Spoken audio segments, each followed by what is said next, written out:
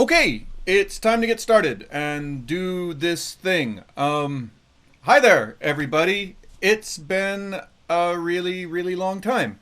And I wanted to hop in and say hello and welcome you to sort of the next phase of Last Regiment and the sort of things that we're going to be doing. So I have a lot of stuff to talk about. Well, I'm really red. I don't know. I swear to God, I'm not that red. It's the lighting in this room is terrible. I really have to do something. I need a better light right there. But anyway, I get distracted. Um, I have a lot of stuff to get to. And I want to start with the very obvious question of where the hell have you guys been? I know that there's a lot of people who are like, is Boomzap still a thing? Is Last Regiment still a thing? Are they dead? Blah, blah, blah. I know. We kind of went off the grid for a little bit. And we did that for a very specific set of reasons. They weren't planned reasons, but they were reasons. We had a lot of stuff going on in our studio. As many of you know, Last Regiment is one of the projects being done at Boomzap. There's actually a number of projects being done at Boomzap. And some of those other projects took priority for a while. We were setting up a bunch of new stuff. I could get into details, but it's not really relevant to this project. But the short answer is a lot of our attention got pulled away from this project for a little bit. And that was actually probably a good thing because at the same time that that was happening, we were dealing with what was probably the largest single problem in this game, which is the AI. I don't know how much you guys know about programming artificial intelligence, but writing AI for a game is actually a lot of work, a shocking amount of work. And writing AI for a very complicated strategy game is it's a lot more it's a lot more than we thought it was going to be quite honest. And what we kind of did is we said, look, Adrian, by the way, is the in case you've forgotten, Adrian is the lead programmer of the game and quite honestly one of the designers. We said, look, Adrian, why don't you quietly go and deal with the AI and do all of the rewriting of the AI and stuff that we need to have done. Go do that thing and we'll kind of leave you alone for a while. And so a huge section of the game kind of got rewritten. And it's not a section that you can see. It's not like you can open up the game and go, oh, it looks totally different. But it plays different. It plays a lot different. The enemies are actually acting a lot more intelligently. They're doing intelligent things. It is a huge, massive overhaul of one of the core systems of the game. And pretty much while that was happening, doing a lot of other work for the game, like building campaigns, didn't make a lot of sense because those campaigns are actually going to change based on how the AI behaves, et cetera, and how we call it and the sort of things that we tell it. I could get into more details, but the short answer is there was a lot of work done that is not immediately apparent when you open the game, but as you play the game, you'll be like, oh, this game plays totally different now. So that was one of the big things that happened. The other thing that happened was we looked at the game and we looked at, is it fun? Is the way the game plays right now inherently fun and interesting? We made a bunch of changes. I'll talk about these more later in the live stream, but there was just a lot of sort of core things about the game that we didn't like, and we wanted to go in and we wanted to change them. And so we kind of ripped everything out of the game for a little bit, ripped the AI out, ripped a bunch of the game design out, and then we kind of packed it all back together. And while all of this was happening, we had another thing happen. I guess some of you remember Monica. Monica was the person who handled things like our Twitch and our Discord and all of our interaction with users. And Monica left to go work at another studio. She's probably going to watch this. So hi, Monica. She's still a good friend of the company, et cetera, et cetera. There's no bad blood there. But it is a fact that the person who was responsible for communicating with our users wasn't here anymore. And we thought, okay, well, we need to replace that with somebody new. But the problem was, at that particular time, we asked ourselves, what do we have to communicate to our users other than, hey, hang on and wait, we're doing a bunch of stuff. And so there wasn't really a lot of reason for us to bring in somebody new at that point. And so we didn't. And because there wasn't somebody handling all of that stuff, and because I was busy doing other stuff, and because the game was all ripped apart, we kind of just wandered off the grid for a while. That doesn't mean the game hasn't been worked on. In fact, we were working on it every single day. This game was in heavy development with a heavy development team. All of that was happening. We just couldn't really share or show a bunch of this stuff to you until now. And so that's what happened. So, over the last few weeks, some major changes have happened in the studio that have allowed us to sort of open up and let you know where we are and what we're doing again. Number one of those changes that I need to tell you about is we do have somebody in the studio whose job it is to deal with the Twitch and the Discord and Reddit and all that other stuff. Her name is Margot. She's very cool. She is in the Philippines. She is probably going to say something in chat here in a second. She's watching as we go.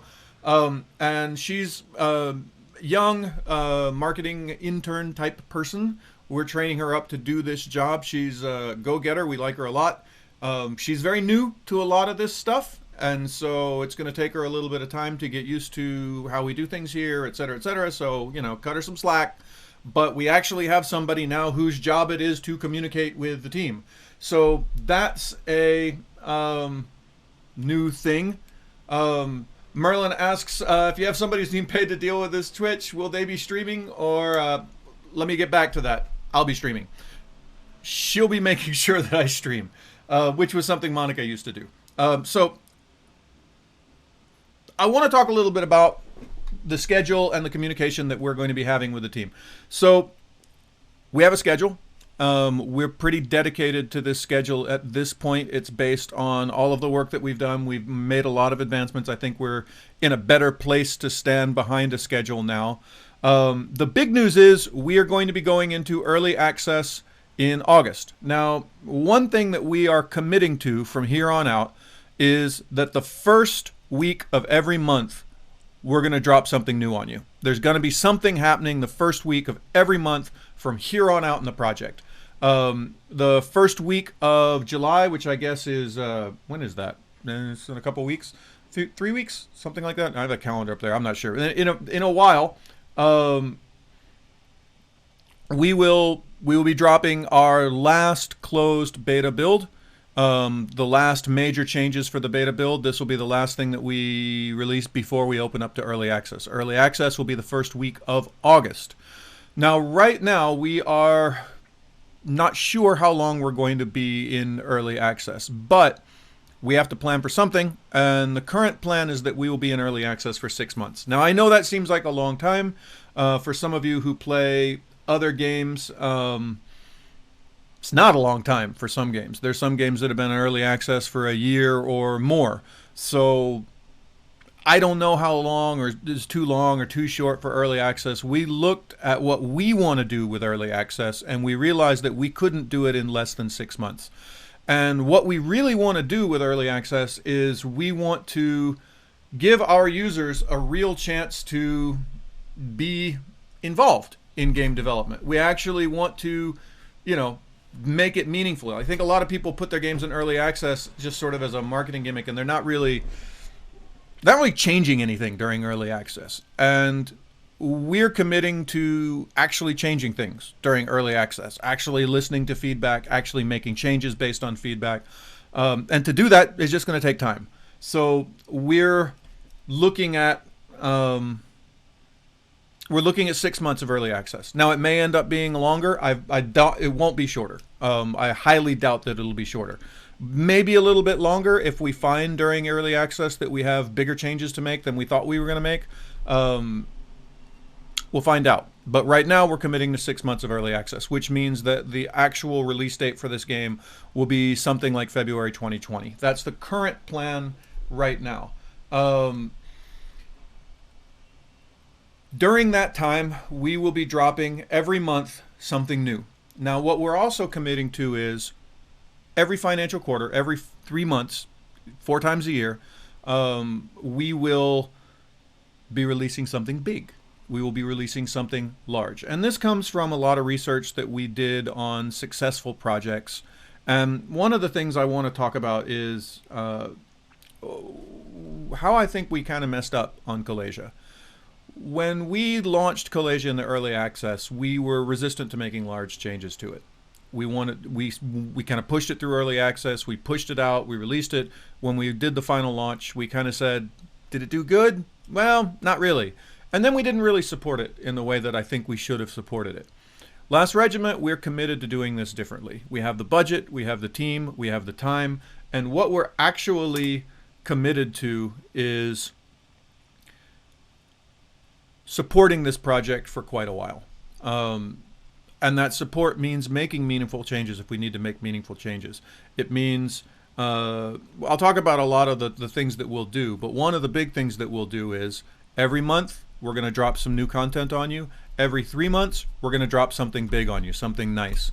And that, we'll talk more about what that will be over time. The first big planned things that we will drop on you, we will start by entering early access in August. 3 months after that, we intend to release the editor for the game and allow you to start editing levels and building levels. 3 months after that, we're hopefully going to go into the full launch, which will come with a bunch of new content and a bunch of new stuff, new levels, new campaigns, and stuff like that. But we will actually be releasing every month some content, some new campaigns, some new levels, some new characters, new heroes, new stuff like that. So that's a thing that we're committing to doing, and all of this kicks off pretty much now. I know some of you are wondering, well, what about the price? What is this? What will this cost me? This is something that we're discussing right now, but one of the things that I think we may have done wrong with Kalasia is we charged for the downloadable content for the Stoneborn campaigns. And we said, look, you can play this level, you can buy the game. Oh, if you want the Stoneborn campaigns, we're going to charge you like $5 for the Stoneborn campaign. What I think we're looking at now, and what we're looking at with other successful games that are showing a lot of success, is instead of doing that, we're just going to give you content. Every month you're going to get new content. Every 3 months you're going to get a big dose of new content. And we just want you to keep playing the game. And we want to make our money instead of trying to hit you for more money, more money, more money. What we're actually hoping to do is bring more and more people into the game. And so that's what we're thinking right now. I'm not committing to that because there's still a lot more discussion, but I would love to hear. There's a Discord channel. By all means, go talk about it in Discord. But the current plan right now is that we price the game at $30, which is a reasonable price for a big old game like this. And then it's game as a service. You get to get new content every month just for being cool. That's the hope. That's what we intend on doing. So when we ask what is the added content targeted towards, it'll be a lot of stuff. It will be based around the single player campaign. So for instance, there'll be a new hero. That hero will come with, new campaigns that tell the story of that hero. That hero will come with new units that make sense with that hero and fit into that hero's theme. But of course, all of that stuff can be carried over into multiplayer. So now you have a new hero to play in multiplayer. Now you have new units to play in multiplayer. Now you have new powers to play in multiplayer. You will also have new things to use in the editor. You'll have new terrain types. You'll have new structures. You'll have new decals and things to play around with in the editor. And so think of it as sort of as a package. So imagine, for instance, one of those might be a new hero based around, actually Alan this morning was saying he wanted to build a whole regiment out of trees. So let's pretend for a moment, I'm not committing to this, but let's pretend for a moment that we had a new hero, and the hero was a plant-based hero, and he comes with a bunch of plant-based enemies and plant-based units and powers and some cool plant-based structures, and maybe there's some interesting terrain that they can walk around in that we can use. All of that is now available in the editor. All of that's now available in multiplayer, and you can play with all that. Now, we will also come with new multiplayer maps that we'll build, but keep in mind, we are going to be shipping an editor. We're committing to shipping the editor, which means I'm not sure that Boomzap is going to put a whole lot of emphasis on, hey, we made you 10 new maps. The theory is we're giving you tools and you're making all the maps you want. Now, we'll make maps and we'll put those out there as part of what we're doing, but we expect the community to be building maps as well. And quite honestly, I'm hopeful that some people in the community will probably make better maps than we do. And so our goal will be to give them more tools and more things that they can use when they do that. So That's a thing. I have this big list of stuff on my desk that I have to get through. So that's done. That's done. That's done. That's done. That's done. That's done. Okay, so the next thing I want to talk about is communication with the company. Now, obviously, we brought Margot on. She's new. She's struggling a little bit because she's new. It's going to take a while for her to get up to speed and know how we do things. And quite honestly, I think it would be difficult for anyone, not just her. It's difficult for anyone to understand how to communicate with a gaming community in 2019. It's a very complicated process. Now, we are focusing primarily on the Discord. We've done a bunch of research. We've looked at other games. We've looked at what's been useful to us. What we are mostly interested in is getting people over to the Discord, talking on the Discord, chatting on the Discord, interacting on the Discord, and using that as the hub for our community. We will still have a Twitter, we'll still have a Facebook, but we haven't really seen much traction out of Twitter and Facebook, so we're not going to spend a lot of time on that. So we're going to move most of the communication over to Discord. I've actually just last night revamped Discord a little bit. You'll notice now there's a section for Kalasia and a section for Last Regiment. We will build out more subreddit, or sorry, more subcategories and whatnot as we need them. Right now we don't have enough users that it makes sense to do too much there. But that's a thing. And I'll be in Discord a lot more often, will be in Discord a lot more often. So that's one thing. Now, the next thing I want to talk about is how do we interact with you, the user, and make sure that we're getting good feedback from you, not just in Discord, but we're actually watching you play. And so we are going to start a new thing, something we've never done before. And that is twice a week, we're going to have live gameplay sessions planned where not necessarily, we may or may not stream some of them. The streaming isn't the important bit, but a lot of people have told me, you know, it's really difficult to find somebody to play with online. Well, we're going to solve that for you because we're going to be online to play with twice a week. I will have at least 2 people from the team. Probably I'll be there most of the time. There'll probably usually be more than 2 people there, but at least 2 people from the team will be online twice a week, ready to play games with you and test the beta game. When we go into early access, they will be there to test the early access version of the game. That will be every single week. Now, as for times, we're going to see what the community wants. Now, we have to start with something. So what we're going to start with is, oh goodness, I've written it down. Hang on a sec. Here, it's there.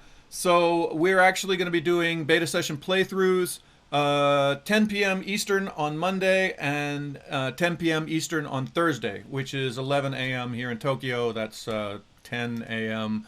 down in Singapore. That's what we're going to start with because we know most of our users right now are either in America or Europe, and quite honestly, because we're here in Asia, it's actually very difficult for us to set up a time that works well with Europe because it's like 4 in the morning for us. So that's a time. Now, if the community wants a different time, by all means, go over to Discord, let me know. This is we're doing this for you. So we're happy to work around what you have. You know, it's got to be something that our team can survive. So for instance, if you want it to be later, that's very easy for us to do because that goes into our working day. Right now, most of our team is down in Singapore, Malaysia, and the Philippines, where it is currently, 10:30 in the morning. So, you know, for 10 hours from now, any time in that 10-hour period, we can easily shift to one of those times if that's better for the team. I'm happy to work around this. And this isn't something that's set in stone once we decided it always has to be that. We'll change it probably on a monthly basis based on what our community wants. But twice a week, we will have beta sessions. We will be there. We will be playing. I might stream some of them if we want. They won't be very interesting streams, but if people are interested, I can turn on the camera. But that's the thing that we're committing to do, twice a week. The other thing we're committing to do is I'm going to be doing this live stream right now every single week from here on out. If I'm not here to do it, we will get somebody else from the team to do it, probably MJ, who is currently our senior designer on the project. He's a wonderful guy in the Philippines. He's been working with Boomzap for many, many years now. Great fellow.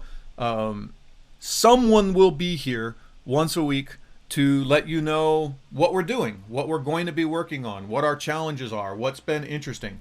So that will be right here, same time, same day, every week, consistently. Somebody will be here on this Twitch to let you know what's going on. When we're done with this Twitch, Margot will be preparing a short sort of summary of here's the main bullet points of what we talked about, here's what's going on in the project, and she will put that on, you can see down at the bottom of the screen, there's that lastregiment.boomzap.com. That's our blog. We'll put that information on the blog. We'll also link to it from the Discord. So if you missed this live stream, there'll be a link to the VOD. Is it called a VOD, a video on demand, whatever the hell that thing, a VOD, whatever you kids call this. So there'll be a link to that, but there'll also be just a short little, hey, I don't have time to watch Chris talk for half an hour. What did he talk about? There'll be a quick synopsis there as well. So now you'll know what's going on in the project. One last thing. We are committing to doing our builds on Mondays. So every Monday there will be something updated with fixes and patched whatever it is we're working on will be updated on Monday, and there'll be patch notes on Monday. All of that will also be at the lastregiment.boomzap.com. Later on, when we are in early access, we'll actually probably put that right on the Steam page so that people on Steam know where it is. Where we are right now, I don't think we're allowed to do that. We're working on exactly where that goes. But somewhere there will be patch notes and a patch. The patch will be patched on Steam every Monday. So every Monday, we'll try to address your concerns and stuff like that. So, to recap, every Monday there's a new build, new patch with latest code, latest assets, latest everything, and patch notes. Every Tuesday and Friday there is a gameplay session at 10 p.m. Eastern so that you can play with us and see what's going on with the game. Every Thursday I will be doing this live stream, same bat time, same bat channel. There you go, Merlin. So you can actually get an update of what's going on and, you know, hear from me what our challenges and blah, blah, blah are, and I can respond to your concerns and all of that. So that's the communication with the team that we're going to be doing. That's what I've got right now. Now, whew, I'm gonna, I meant to get new tea and I did not. I'm sad now. So I'm gonna take a second and go through, I've been ignoring chat and there's been a lot of stuff going on in chat. I now have gotten all the key information out about marketing and schedules and stuff, and now you know where we are. I'm going to talk about a bunch of the gameplay changes that we've made and talk you through where the game is at. That's a longer discussion. I'm going to start that in a second. But before I do that, I want to wander over to chat and respond to all this stuff. So let me scroll up and see what's been happening in chat. Hey, I should do a shout out. Thanks for showing up. How you doing, Merlin? Let's see. If you have someone who's being paid to deal with the Twitch, will they be streaming? I'll be doing most of the streaming. One thing that is a little bit different is, I don't know if you guys know this, we opened up a studio. We actually opened up a real live, honest-to-God, brick-and-mortar studio. Boomzap now has, for the first time in 15 years, an office, which is weird. We're still kind of getting our heads around it. That office has literally nothing to do with this game. Actually, that office is because we have started developing virtual reality software. And we are doing location-based virtual reality entertainment. There's an entirely different team that's doing that that has nothing to do with Last Regiment, but they actually have an office down in Singapore. And I am actually involved in that process. I'm working with that team, and I now spend about a week to 2 weeks every month in Singapore. And so one of the things I'm going to have to sort out is, what do we do when Chris is in Singapore? Does Chris stream from Singapore? Does somebody else stream when Chris is in Singapore? I'm still sort of sorting that out. Right now, the current go-to plan is I will stream from a hotel room in Singapore. That's the current. I would stream from our office, but our office is really echoey and loud, and the sound there is not real great. And I don't want to interrupt the rest of the team who are working on something completely unrelated to this. So I'm working out exactly what we do there. But that's a thing. Let's see, what else are the questions? Do the things you say you want to do. You know, that's actually an interesting point, Marlon. One of the real... I did a lot of research over the last 6 months about how to consistently be successful. And one of the things I've kind of learned about running a strategy game in 2019 is we used to think of the way games work to sort of you launch, and your launch is like this high, and then that's as much as you're ever going to do, and it kind of goes down and down and down from there. And you have, you ask how long is your tail. That's how games used to sell. That's actually not so true anymore, especially with strategy games, especially with games that have more content coming into them, games that have editors and things like that. What we're seeing now is that you launch and then you actually move up, and you move up if you have a successful game. And you move up by consistently adjusting, adapting, making the game better, putting out more content, etc., etc., etc. So one of the things that we have noticed from successful teams is that they have consistency in this. It's not that like every now and then they put out some new content. It's that people know on the first week of every month there's going to be new content. I should go check and see how that's doing. On the Thursday every week there's going to be a live stream, and I know it's going to be there, and I'm going to tune in and I'm going to be there. So one of the things that we're actually doing is committing to do less, but do the less that we're doing consistently. So, before Monica, bless her heart, she was doing so much she was on Twitter and Facebook and making videos and blah, blah, blah. And she was doing all of 1,000 things. And it was like a death by 1,000 paper cuts because we constantly had to worry about all of this stuff. And I don't think we got traction on a lot of it. And so in terms of marketing efforts, we're going to do less. We're going to do the stuff I just told you. Pretty much that. We're not going to do a heck of a lot more. One thing that we realized was we didn't get a lot of great results from going to trade shows.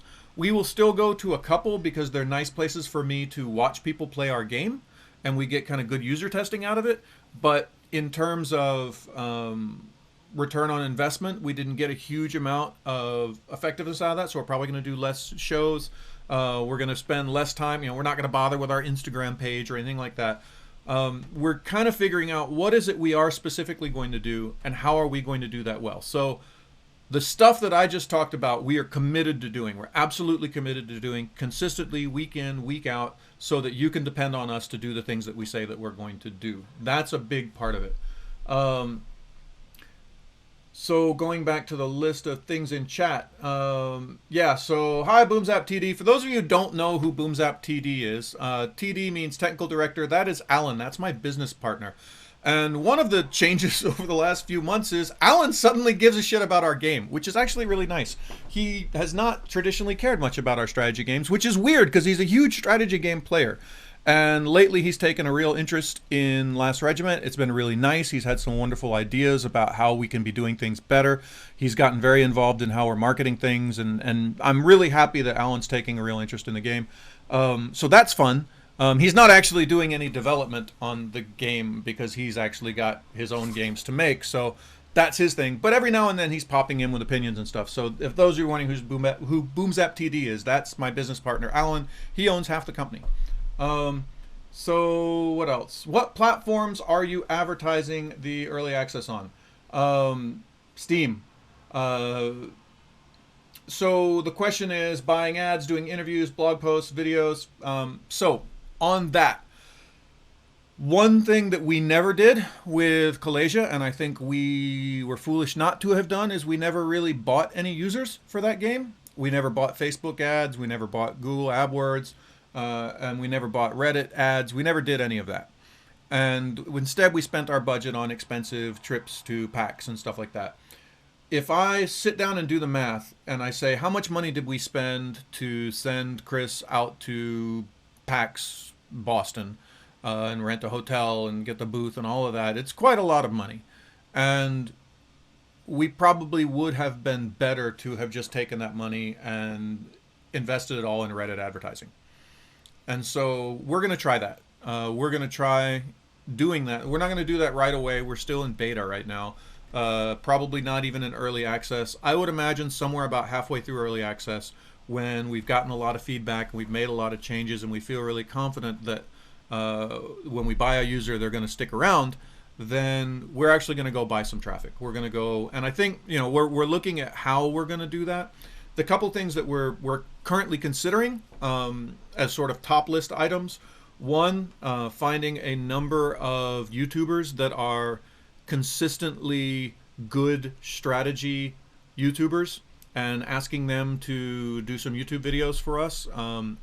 Some of that may be paid, some of that may be just, keys and exposure and whatnot. We'll see what we can do with that. But the current world is you got to pay somebody if you want them to do a serious YouTube thing on your game. So that's one place that we might spend some money. Another one is Reddit ads, actually. Our research shows us that going and finding specific Reddits that are very targeted to the kind of user that you're looking for and buying ads on those Reddits has been successful for a number of studios. And those kind of ads are actually quite cheap. And so that's something that we're going to look at. So there's a bunch of different things we're going to look at. We're also, one of the things that Margot is going to be doing is helping us produce interesting content. That content could be interviews with the team. It could be, here's how we built some of our art, all kinds of different stuff. And we're talking about those things and what kind of channels we can use to get that information out to various magazines and websites and places like that. Where can we put our content where it is genuinely interesting? And that's really the key to marketing in 2019 is the people today they've been marketed to really well for a really long time, and they kind of know what marketing looks like. And so what we're looking at is not necessarily how can we get our game in front of a whole bunch of people. The question is, how do we get our content in front of people that are genuinely happy and interested in that content? And this is something that if you guys have ideas, I would love to hear it over on Discord. This is wonderful conversation topics for Discord. If you are playing another game, or if you're seeing something from another game, if you watched a video or read an article, if there's something that you think some other company is doing well to market their game and something that makes you happy, something that you're like, wow, I really enjoy going and looking at this content from this other game, please go over to Discord and tell me about it. Put links on it. I would love to hear this information. This is exactly the kind of feedback that we would love to get from our users. So there's that. All right, add a content. All right, so we sort of answered all your questions about contents and races and blah, blah, blah, blah, blah. What movement stats would a plant-based hero have? 0. I believe 0. On a scale of Galatia to StarCraft, how would you rate the PvP balance of your maps? So this is actually one of the things. I have a very clear idea of what I think makes a good map. And one thing I don't like about maps is maps that are perfectly symmetrical. I don't like maps that look gamey. I don't like that. But you know what? There's an editor. If you want to make the perfect PvP map, if you want to make the map that is absolutely wonderful and it plays perfectly, do it. This is actually one of the real advantages to putting an editor out is it does away with this question of what kind of maps are good maps. Well, the maps that you make are good maps. If you want a map that looks like this, by all means, make a map that looks like this. Our map editor is quite easy to use. We're targeting getting the editor out 3 months after we launch early access. There's a lot of we would get the editor out earlier, but there's a lot of weirdness that comes with user-based editors. We have to make sure that the levels run and blah blah blah. We're gonna by the way, if you're wondering what it's going to be using, it'll all be using Steamworks, and we have to figure out how to make Steamworks work in our game, etc., etc. There's a whole thing there, but that's kind of the whole point of having an editor is if people don't like the way Chris and MJ and Patrick and Javi make maps, we'll go make better maps. And I'm actually hopeful that there are people out there who will make better maps than me. I'm not the best map maker in the world. I make reasonably good maps, but I'm sure there's somebody out there who is a an amateur map maker, somebody who makes maps for all kinds of strategy games. It's going to grab hold of our editor and he's going to do stuff with it that we didn't think about, and we're going to be like, whoa, that's really cool. That's the whole point. So yeah, there's that. Lots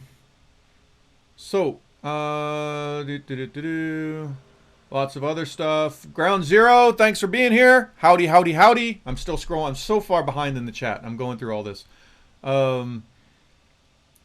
So yeah, as for the balancing, there's still work to be done. That's one of the reasons we're in early access. There's a lot of stuff there. It's one of the reasons why we're running the beta sessions, because we want to get, because one of the problems is we've balanced it for the way we play it, but I think other people are going to get in. They're going to play the game differently, and they're going to be like, this unit's way OP because I'm playing it in a way that you never played it, and I think we're going to see some of that.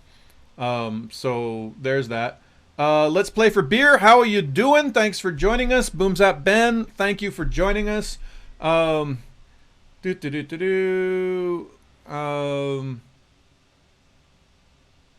There's more stuff, more stuff. Hey, Patrick Boomzap, thanks for joining us. That's, by the way, Patrick BZ.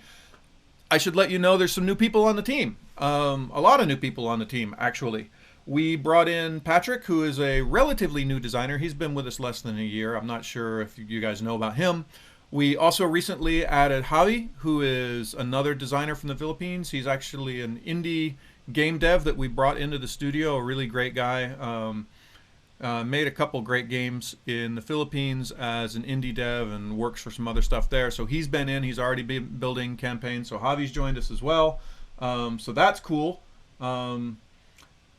French Barricade Girl, by the way, is Margot. Margot, you gotta make a better name than French Barricade Girl for Twitch. We gotta fix that.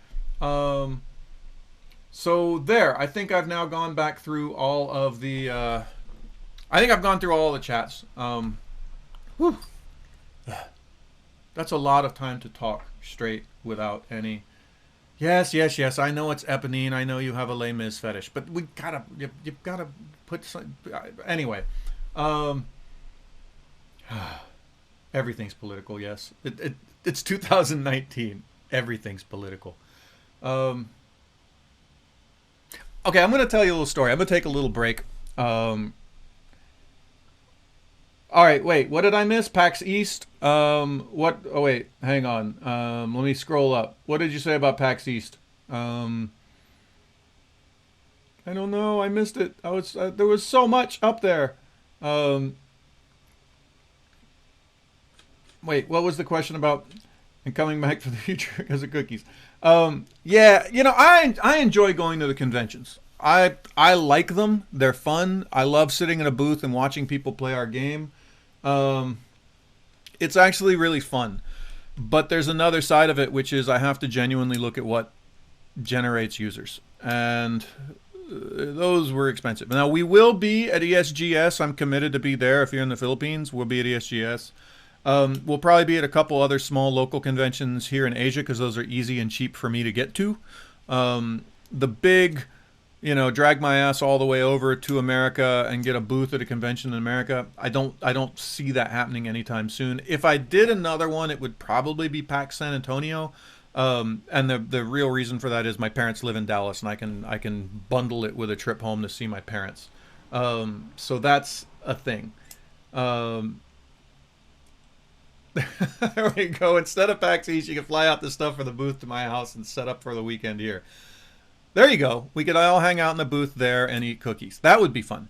Or, conversely, you could come out to ESGS in the Philippines, and you could party with us in the Philippines, which is the loudest convention I've ever been to. We were at ESGS last year, and I swear to God, we had this booth. It was a really pretty little booth.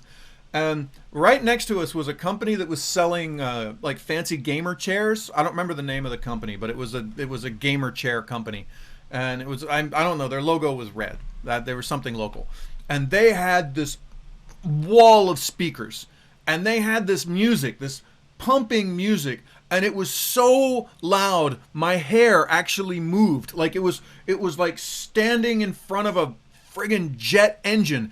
And it was literally painful. I mean, not like figuratively. It was literally, you had to cover your ears or it hurt painful. And we couldn't get anyone to play the game at our booth because sitting at our booth for even like 15 seconds was terrible. Terrible, terrible. And I actually went to the organizer of the conference and I was like, look, I've been at every ESGS since you started this thing. I'm all about supporting the Philippines. I'm all about supporting the Philippine game industry. But if you don't get people to turn their shit down, I will not come back. And I have been promised that there's going to be decibel meters and that there will be some sort of... I have been promised it's going to be better. But we'll see. Yes, French Barricade Girl, you will be at ESGS. That will be a thing. So yeah, that's going to be a thing. Yeah, Patrick was there. Patrick, you were there for. I'm not making this up, Patrick. It was miserable. The sound was absolutely miserable. The problem though is it's like and PAX does a really good job. This is one I think PAX, by the way, is probably the best run consumer convention in the world. I think by far of all the gamer conventions, the PAX conventions are by far the most pleasant. And one of the reasons they're really pleasant is there's a very hard limit on how loud you can be. And they come tell you once to turn down. And if they tell you twice to turn down, you are not invited back next year. That's it. You're banned, right? And so they're very, very strict about it. And because everyone is quiet, everyone else can be quiet. But the problem is when they don't do it, this guy turns up, and now this guy can't be heard, so he turns up, and now this guy turns up, and it becomes this sort of escalating war of noise, and it gets to the point where you can't hear anything. It's just this wall of sound, and you're just and it would be one thing if it was just like one wall of sound, if there was like one, but it's like 15 different walls of sound all hitting you at the same time, and you get to feel physically ill from the whole thing. So yeah, that's a thing. I should blast my own music. No, I don't want to blast my own music. I want to actually, because we're a strategy game. We have to actually talk to people. You got 5 minutes to play this game. I got to tell you about it. And I don't want to, let me tell you about my strategy game. It's like really, Anyway, there's a thing. Okay. I should blast my strategy. Okay, so the next thing I want to talk about is I want to talk about the game. Let's see here. I've got a game somewhere on my screen. There it is now. Let's see. I'm gonna put I have to figure out where to put all my windows. I have so many screens. You would think I would have plenty of places to put all my windows, but I don't. That's so small I can't read it. No, that's not gonna work. Okay, this is gonna go. I put this here. And then... Oh, when you talk about the game, everyone stops watching. It's a trap. Yeah, I know. It's always like that. But this is the part, by the way, you should mark down the time right now, Margot. This is the part where all the bullet points and shit come from when we do the synopsis. So the synopses. Wait, synopses would be multiple. There's only one synopsis. All right, there. That's the game. Hi there, look, it's a game. So, some things that you might notice. The UI's had a little bit of an overhaul. Not a huge overhaul, but it's had some things changed to make it a little bit easier to see and understand. You'll see in some of the other screens more changes. One of the big changes, let me start a skirmish match real quick. There you can see new UI. Woohoo! So anyway, let's play. By the way, I want to tell you a little bit about this map. This Pantherwood map, by the way, was made by my son. This is the coolest thing ever. So I back when was this? This was a couple months ago. I'll tell you the full story because the full story is kind of interesting, right? So my son, he comes home. And we're sitting and we're at dinner and we're talking, and I don't remember why, but I mentioned something about China, and my son says to me, "I don't like Chinese people," and I was like, "Huh? What? What the fuck is that? Why don't you like Chinese people?" And he's like, "They're all ching chong ding dong," and I was like, "What the, dude? That is racist as hell. Like you can't." Who the hell has taught you this, right? I mean, and this is weird as a father. I don't know how many of you out there have kids, but like to have your son say like racist shit to you, you're like, whoa, what the hell, dude? And I was like, you need to meet some Chinese people. Because apparently the reason he was like this is he was born and raised, well, he's born in America, but he's been largely raised here in Japan. And in case you don't know this, Japan is a very racist country. And he's one of the only foreigners in his school. There's a couple other kids that are like have a Russian mom or something like that. There's like 3 or 4 part foreign kids in his whole school. He, by the way, his mother is Japanese, in case you don't know that, so he's a racially mixed child. But he looks very white. It's very obvious when you see my son that he's not fully ethnically Japanese, however you want to say that. And so, yes, I understand that saying Japan is very racist is in itself kind of racist, but it's also kind of true. So anyway, when he goes to school, a lot of his Japanese friends say racist stuff. And there's kind of a thing between China and Japan right now, and there's a lot of racist crap against China in the media right now in Japan. And he picked up on some of that. But here's the thing. Boomzap is, this company is like built by Chinese people, right? I mean, like I have not like sat down and really figured it out, but if you're looking at people of Chinese ethnicity, they make up something like 1/3 of our studio. And I'm like, you can't be racist against Chinese people, son of mine. You have to understand that the food that you're eating right now at this dinner table was made by a company full of Chinese people. Like, you owe people, you not only should you be nice to Chinese people just because, you shouldn't be a racist, but you should understand that, like, you owe people this, right? Yeah, Alan's wife is, Singaporean Chinese. Ben is Malaysian Chinese. Adrian, who is the lead programmer on this game, is Malaysian Chinese. We have all kinds of Chinese people in our studio, and to hear my son saying something really racist like that, I was like, what the, dude? And so I was like, you know what we need to do? We need to take you somewhere where there's a bunch of Chinese people and show you what that's about. And it just so happened I was about to go down to Singapore to go work in our studio in Singapore. And it just so happens that, with the exception of Alan, everybody in the Singapore studio is actually Chinese, ethnically Chinese. Most of them are Singaporean, but they're Singaporean Chinese. For those of you who don't know much about Singapore, Singapore is a very racially mixed country, but it is predominantly peopled by ethnically Chinese people who speak English, but they also speak Chinese languages, etc. And most of our team in Singapore is Chinese. And I thought, you know what? I'll take you down to Singapore with me, because he's always talked about wanting to be a game developer. And I said, you know what? Why don't you come down to Singapore with me, and why don't you develop games with me in Singapore with my team in Singapore? And so he did. So he flew down, and I made him do the whole trip just like I live. I wanted him to see what my life was like. So he got to fly on a plane just like me. He got to stay in a hotel for 2 weeks just like me. He got to go wake up every morning and go to the office and eat local food in Singapore. He got the full Singapore experience. But the biggest part of the Singapore experience was he got to go into an office every single day full of Chinese people who happen to be very cool. Actually, the studio that we have in Singapore is full of very cool dudes.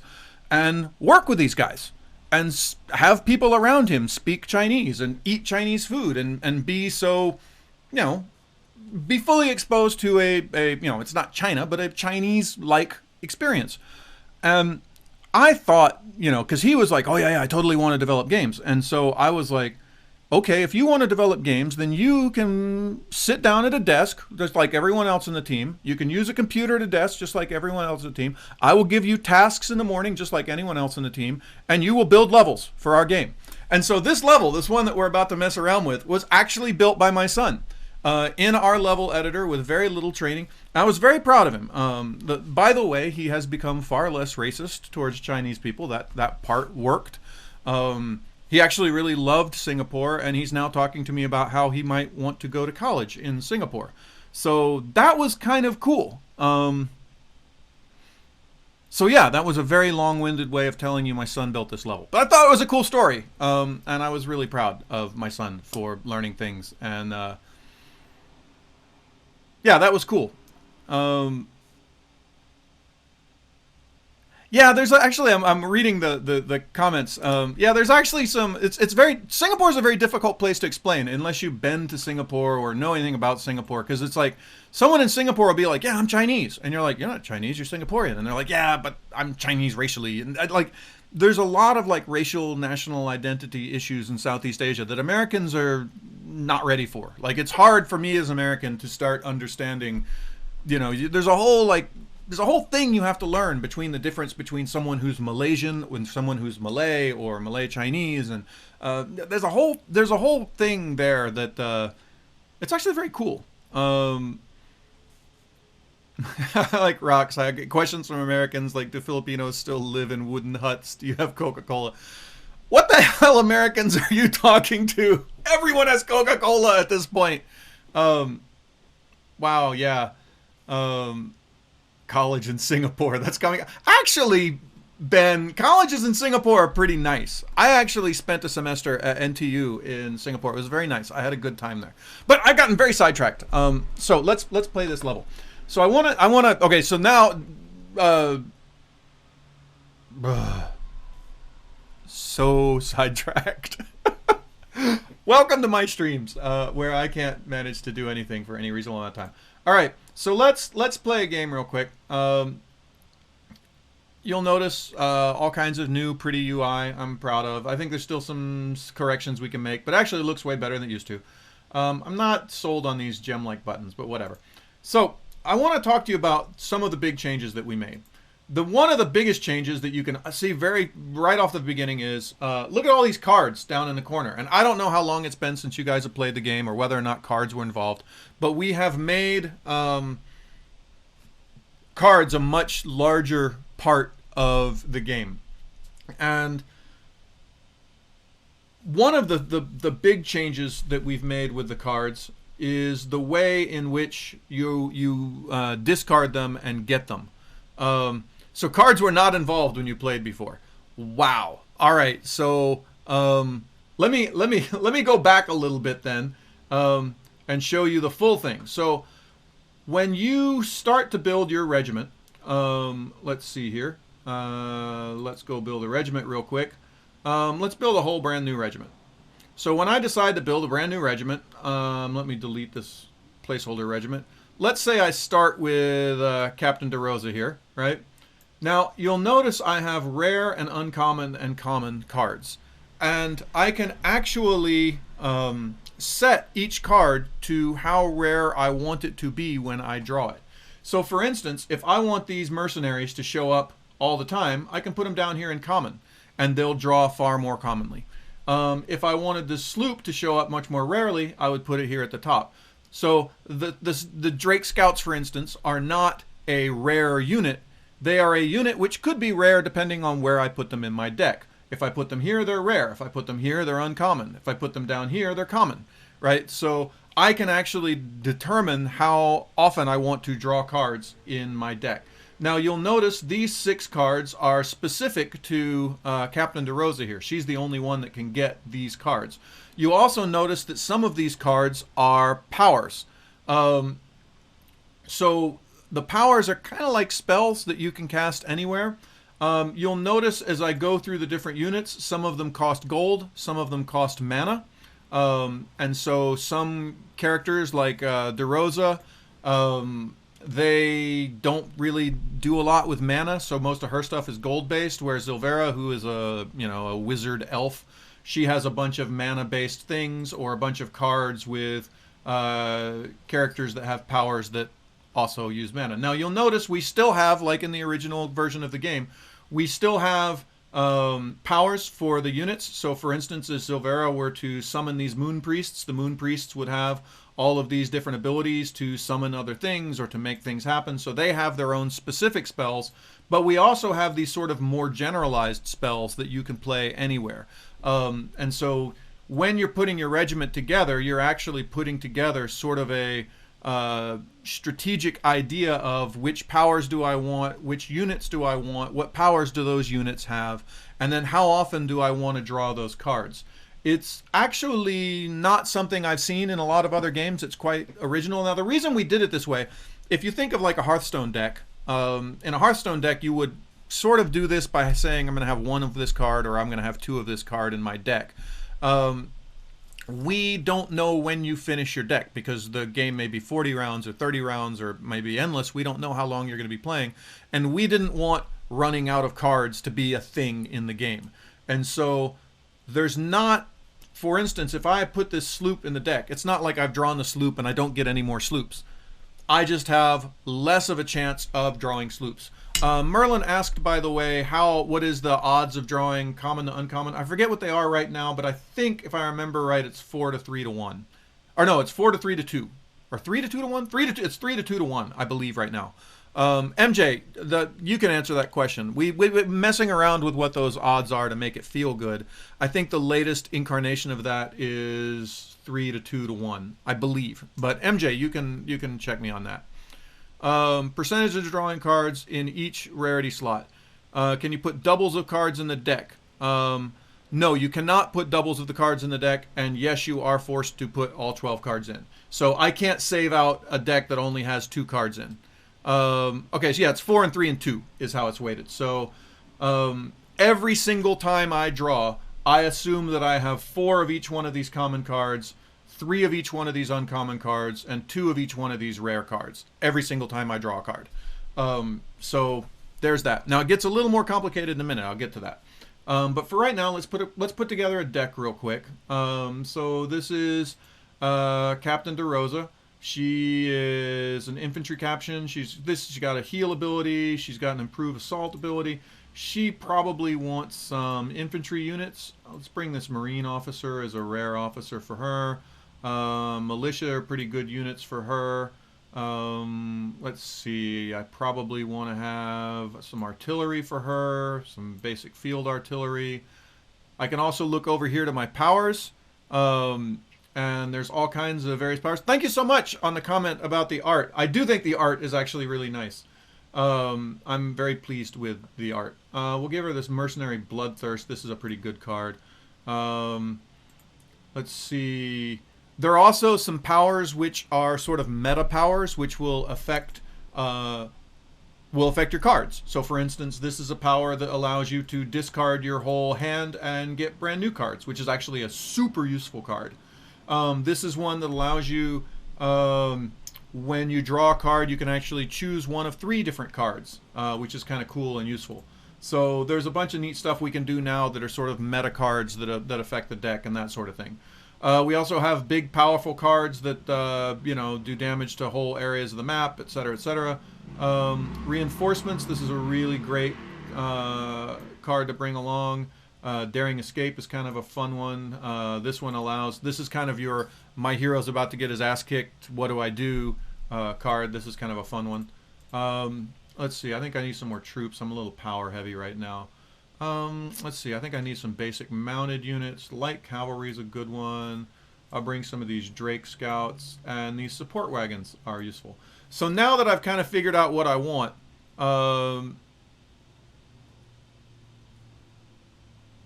yeah, I think those odds are about right, Merlin. So now that I've got all my cards here, I might think a little bit about, do I think that the chosen rarities are right? I'm actually going to swap those two. Yeah, that looks decent. Does she have a summon? No, she doesn't summon anybody. All right. So now that I've got her there, we can still, as before, I can make my own little. Here, let's. That one's kind of cool. Roll. All right, that's cool. I'll use that one. All right. Off we go. So now I've got my regiment. I select my regiment. I'm good. Now I want to go play the game. It's going to play with the regiment I've got selected right there. So, I want to play Pantherwood. Yeah, that's right. My son made up the name Pantherwood. I'm proud of it. Pantherwood's cool, man. I should mention, by the way, my son is 13, right? Which is kind of cool. So, question. How does drawing cards work? Let me walk you through it. So, when you start the game, you're going to start with a full hand. Full hand is 6 cards, right? And it's going to draw based on the percentages you have right now. Every turn, you are going to draw 1 more card.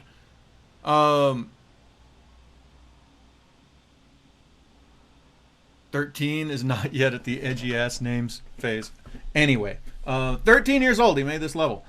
So anyway, now when you summon units, we've changed the summon unit rules. We used to have this really complex system where it was like cavalry are summoned at barracks and infantry at whatever, and it got really confusing. One of the things that we've been doing with the game is trying to simplify stuff out so it's not so difficult to explain to somebody how to play the game. And one of the things we realized during testing and at conferences and stuff when we watched people play, people had trouble understanding where they could summon things. So now the summoning rules are super easy. You can summon next to any of these structures, anything with walls, or next to your hero. And what being able to summon next to your hero does is it actually allows you to kind of move your line of attack forward. It makes your hero a very powerful unit. So let's say I move Olivia down this road a little bit. Now you'll notice I just drew an extra card. Now when I drew an extra card, I now have more cards than I'm allowed to have. I'm only allowed to have 6 cards. So I have to discard a card. So I can actually discard as many cards as I want right now. Let's say I discard those 3. I could, by the way, discard the card I just drew if I don't want that, right? So get rid of those guys. Is drawing a card per turn static throughout the game? Yes, it is. You will always draw a card per turn. And you will find later in the game, you end up using all of these cards. It's not really a case where the drawing card slows you down. You end up drawing these cards pretty much all the time. Or using these cards all the time. So let's say I move Olivia down the road a little bit. Off you go. Boom, ba-doom. She moves down the road. I get a new card. Woohoo. All right. So I can now summon near my village, or I can summon near my hero. And so this actually makes the hero a very powerful, very important unit, right? Because I can actually move this hero forward and start summoning around that hero. So heroes become extremely important. One of the things we noticed sort of all of our old games, you got to this point where you kind of were like, I'm just going to leave my hero at home because getting my hero killed loses the game for me and I don't want to risk my hero. And so everyone's hero just kind of ended up sitting here on the village while the rest of their units went out and did the real work. And we noticed that people were really having to drag their units a long way to get them somewhere. Now, by having the hero sort of out in the front lines, you can move your hero out where you want to be doing your attacking, and you can actually summon a whole bunch of units out there around your hero. Now, one of the other simplifications we made in the game, for those of you who remember the old game, we used to have different units had a control point tally. So like some units had like 5 or 4 or 3, and you could only have so many control points. We found that was confusing to players, and so we've simplified it to every single unit is worth 1 control point, right? So this number up here, 4 out of 6, means I have 4 units out of the 6 units I'm allowed to have in the game. That's 4 including the hero and the ones I'm about to summon. So if I were to get rid of that, you'll notice that goes down to 3 out of 6. I have 3 of the 6 units I'm allowed to have. You get to have more units by making more villages or more structures, right? So that got simplified as well. And actually, let me not do this. Let me actually summon just that. Yeah, all right, whatever. So you see I've summoned these guys now. Now another change that we have made to the game is I can now create elite units. And one of the reasons we did elite units was we found that in the late game, the game got kind of slow because there were sorry, I got distracted. I swear I was talking about something. Brain fart. Like right, you ever get that right in the middle of a sentence, you totally forget where that sentence was going? Oh, elite units. So we found that in the late game, when people had a whole lot of units, the game kind of got slow because you were dragging so many units around. And it really wasn't much fun to drag 1,000 units around. Now, we could partially fight that by saying, you know, let's put a population cap on the units and say there's only so many units you can have. So right now, you can see, and by the way, if you highlight over here, you can actually see what's what. So you can see that port is giving me 1 extra unit per turn, or 1 extra unit that I can support, and the village is giving me 5 units that I can support, which is a total of 6. So I can support 6 units at this particular time. we said, how can we allow the player to improve his units instead of making more units? So instead of having just 2 musketmen, how could we make our musketman stronger? So a player later in the game could actually improve his army without adding a whole bunch of little tiny units, right? And so what we said is, you can now make elite units, and you can make elite units in one of 2 ways. One, I can actually place this unit on top of another unit. So I can summon a musketeer or a militia on top of a militia. And when I summon a militia on top of a militia, it will actually turn him into an elite militia. And you'll know that he's elite because he gives a little star on top. And the elite unit has sort of better stats than the average bear, right? So now you can actually, even in the late game, when you're drawing more of these units and you're like, oh, I'm already pop capped up and I've still got all of these cards in the right hand side of these common units, you can actually throw that card on top of another unit that you've already got and turn him into an elite unit. So that's a new thing we did. It plays really well. We're really happy with that. And by the way, hi Silent One, I didn't say hi earlier. Thanks for joining us. Let me end turn real quick because I want to show you another new mechanic that we have added to the game. You'll notice all the cool little moving parts in our user interface are really cute. So one of the other things is we were asking, how could we make the buildings more important? How could we make structures more important to make the structures do more stuff?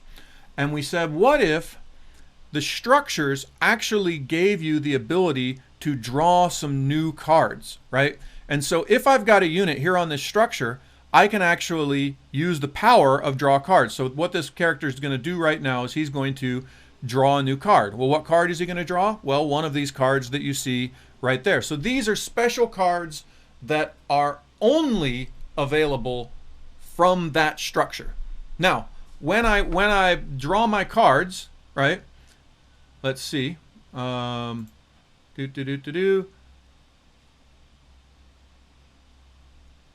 It's now actually going to draw, you notice it drew 2 cards, right? It draws the 1 random card from my normal deck, and it will also draw 1 random card from the building that I have. Now, what if I had 3 different units all drawing cards from 3 different buildings, right?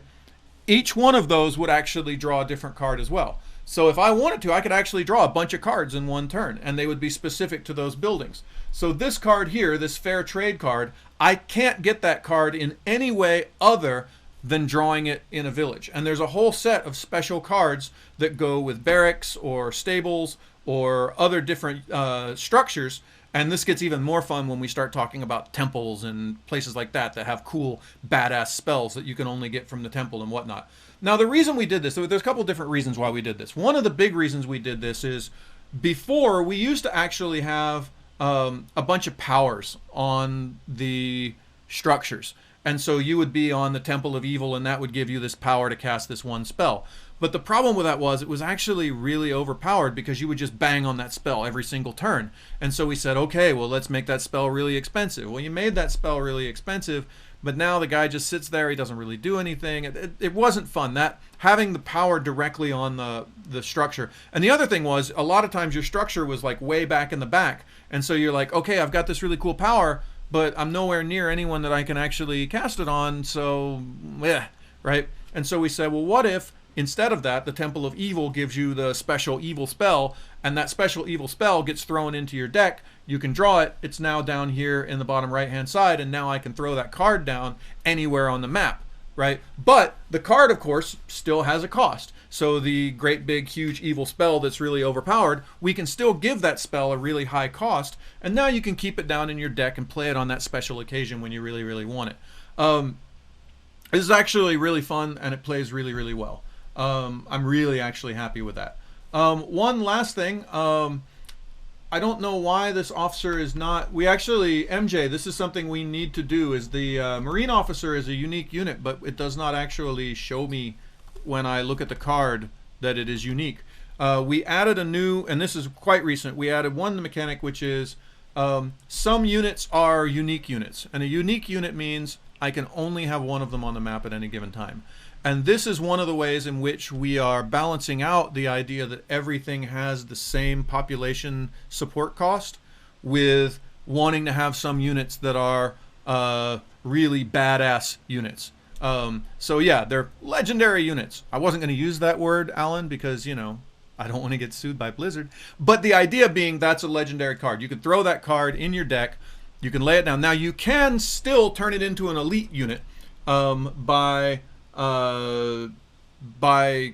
throwing another card on top of it, right? So if I had this Marine officer and I drew another Marine officer, and because it's a unique unit, I probably put it in rare, which means I'm probably not going to draw a lot of her, right? So when I do draw it, then I can make that an elite unit. So that's another thing that I can do. Oh, and I want to show you one other thing with elite units. So let me end the turn real quick. So you'll notice I've got these two units right next to each other. Now, one way in which I can make an elite unit is, so now I've got that extra Marine officer. Let me get rid of those. So I can actually summon this Marine officer here, right? Let me summon her real quick. And then on the next turn, if I want to turn her into an elite officer, I can actually... See, it won't let me summon her right now because I've reached the control point threshold. I've got 6 out of 6 units. But what I can do is I can lay her on top of the other one and turn her into an elite one.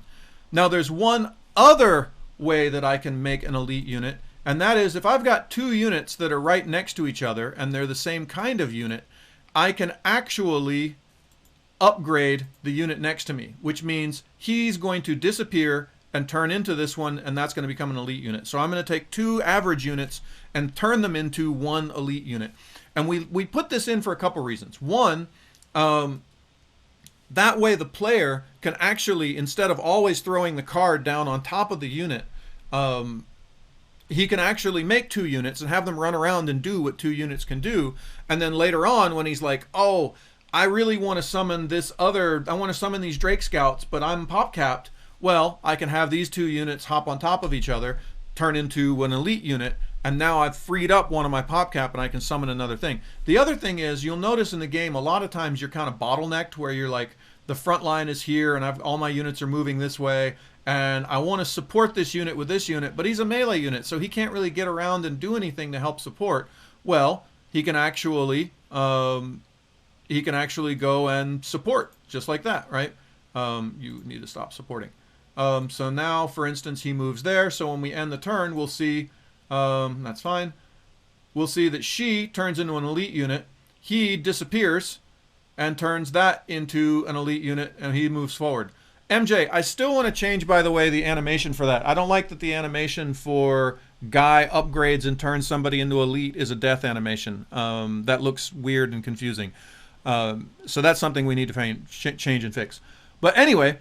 so now we've got elite units, we've got unique units, we've got an entire card system where you can make your own regiment, you can play your own cards. It really adds a lot of fun to the game. We've got cards that you can draw from structures. We've got new summoning rules that allow you to summon near your hero. Yeah, there's a lot there. And then, of course, we've got all these different powers. So, for instance, this Mercenary Bloodthirst, which I can only have if I'm playing as Olivia, I don't have to use as a... once upon a time, this was one of Olivia's powers. It used to be if I clicked on Olivia, I would see that power as a power here. Instead, we stripped that power off of her, we turned it into a power card, and now, because I'm playing Olivia, I can actually play that anywhere on the map that I can see. Which gives Olivia a lot, means playing as Olivia or playing as one of the heroes has a lot more sort of theme or feel to it, because I feel like, oh, my units can get the Mercenary Bloodlust ability because I'm playing as Olivia, blah, blah, blah. So that's a thing now. So those are the major gameplay changes. Wow. All right, that's a lot. I had forgotten how much there's there. Now, there's actually like 1,000 other little tiny changes about which units have which powers, blah, blah, blah. And you just have to get in and look around the game and see what's what. I could go over all of them, but there's literally 1,000 little changes of this guy's got a new power, this guy's got a new whatever. So yeah, there's a bunch of little stuff like that. Oh, embarking. I forgot we have a new embarking rule. One of the things that we noticed is people didn't like using our old embark. because it was slow. It used to be that you would go to a dock and then you would use the embark ability and then you would sail away, and then it was kind of complicated. Now, when you want to make your unit go on a boat and sail somewhere, as long as you're on a dock, right? Discard some cards real quick. Long as you're there, you can actually just move off the dock, right? Because I'm starting on a dock, I can move 1 hex away from the dock, and that is going to auto-embark my unit. So now embarking your units from docks is way, way faster. Just like in the old game, the embarked unit can't use any of their special powers, and the embarked unit has no attack, and they can still be hurt. They still have their own hit points. And now you can move this unit around, you know, the full number of embarked, or, you know, however many units the embarked unit can move. So I believe they have a movement of 4 when they're in a boat. If I want to unembark the unit, I can actually unembark at fords or at docks. So if I go to this ford, if I end a turn on that ford, hey, Tower Rush, thanks for the raid. Good to see you guys. Welcome. I'm just reaching the end of my long-winded description of all the changes that we've made to the game. So as I was saying before, now that I'm on a ford, I can do the same way. I can move 1 hex away and they will auto disembark. So there's no like using the embark ability, then using the unembark ability.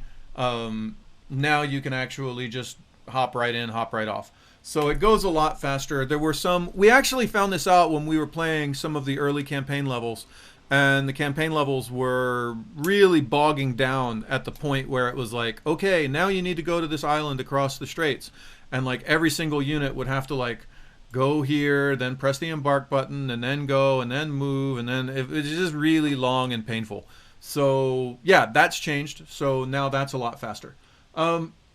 So yeah, that's all of the major changes in the game. There's a lot of new stuff to see. I was gonna stop now, but you know what? Because Tower came with a whole bunch of users, I'm actually gonna play through the first couple campaign levels and show you how this all works. So let's go out and go to the main menu. This is all because of you, Tower, because you showed up. I was gonna go have lunch, but not now. Anyway, back to the game. Where am I going? Campaign. So we have a lot of campaign in the game right now. So we actually have, for the game, has a number of heroes. Olivia de Rosa, by the way, this is our lead hero. She is ex-pirate, and I don't want to make too many spoilers, but she's gone to look for things. That's why she's in the game and what she's doing. There's also Hollythorn. This is one of our goblin units, and each one of these different heroes has sort of their own story. And the campaign is built of each one of these heroes telling this story from their point of view. So there's actually sort of a larger overarching story about what's happening in the world of Kothia, blah, blah, blah. Instead of telling it sort of in a completely linear manner where we go, you know, step by step through the whole thing, we kind of go a few steps in and then we say, hey, Olivia meets Hollythorn. Now let's go see what this world looks like through Hollythorn's eyes. And we kind of see the world that way. Then after we've played Hollythorn for a little bit, we go to the next character and the next character. And each character has a number of levels. Right now we're looking at something like 5 to 6 levels per character. So there's a lot of levels. Olivia gets the luck of having the tutorial levels, which are, there's not a special tutorial. There's not like a go play the tutorial. There's actually just sort of tutorials through the first couple campaign levels. I'm just going to go ahead and start playing and show you how all of this comes together into our current game. By the way, MJ, if you want to take notes, I'm giving notes about campaign levels. Yeah, Hollythorn's my favorite character, Silent One. I actually think she's just badass as hell. There are other cool badass characters, but I actually In the in-game, like in the Slack channel on our internal intranet, I always use Hollythorn as my avatar because I just think she's a badass piece of art. All right, so it takes a while. Captain Olivia Rosa opens her eyes to an unfamiliar beach. Look, art. Hollythorn is while playing a goblin in D&D. Awesome. Before her, a harsh landscape.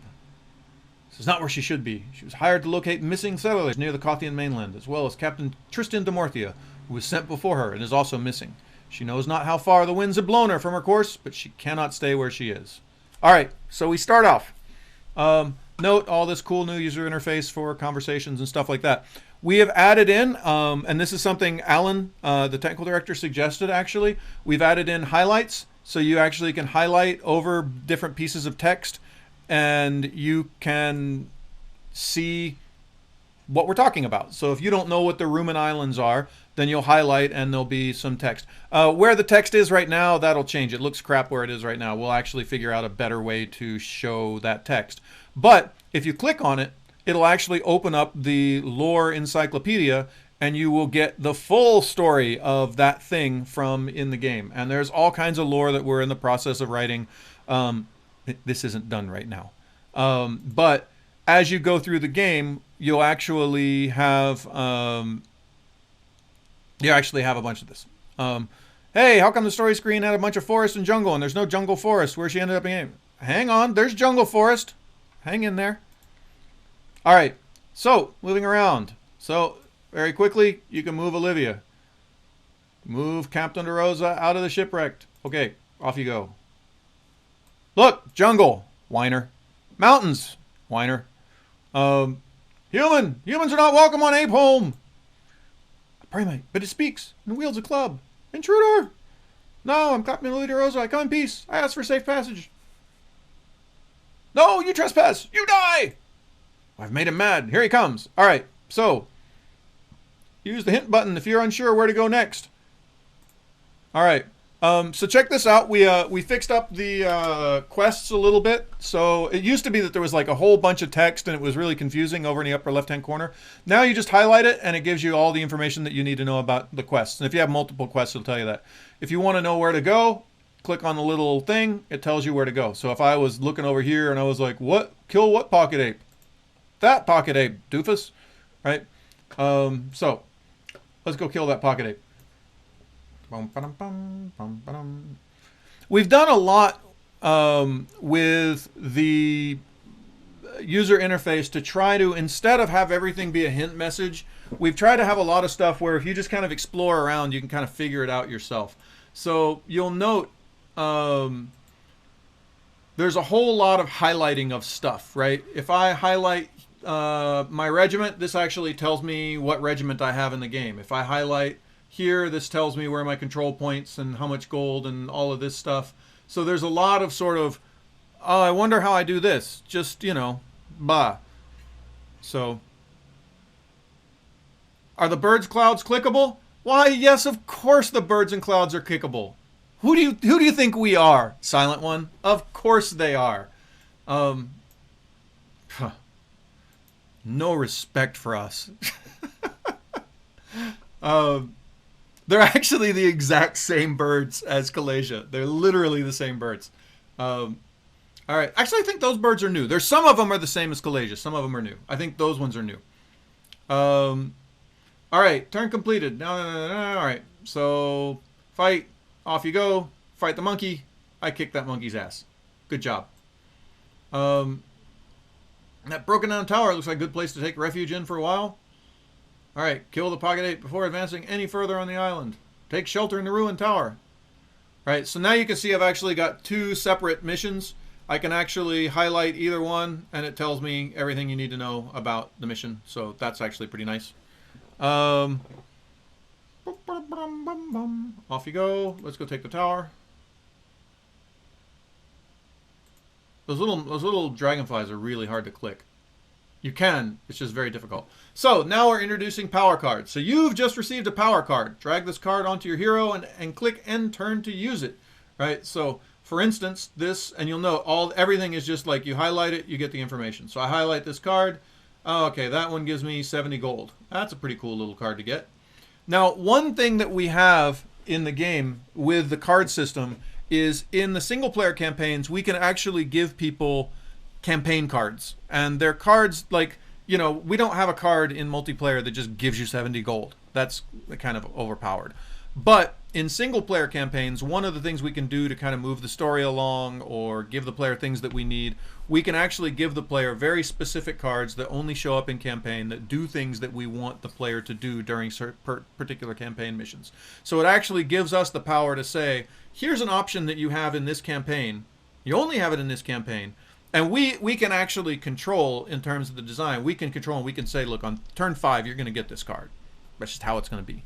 And so on turn 5, you get that card, and you're like, oh, okay, now I can do this thing. So we can actually, in the single-player campaigns, kind of drive the campaign a little bit by giving you cards, which are sort of the same as saying, here's an option that you can use.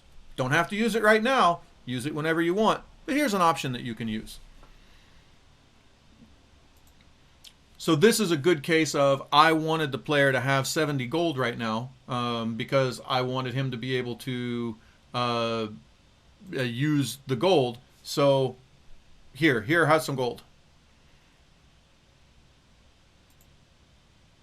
All right, so she's been hurt. Here's the first aid. And so I gave you that little card that said, here, have 70 gold, because I knew right now I needed you to have some gold so that you could heal yourself. So now we're going to teach you how to use your powers. Every unit has certain powers that they can use. Click on where you want to heal. She's going to heal herself. Physician, heal thyself. All right. Bing, bada, boom. All right. So now she's all healed up and ready to go kill some apes.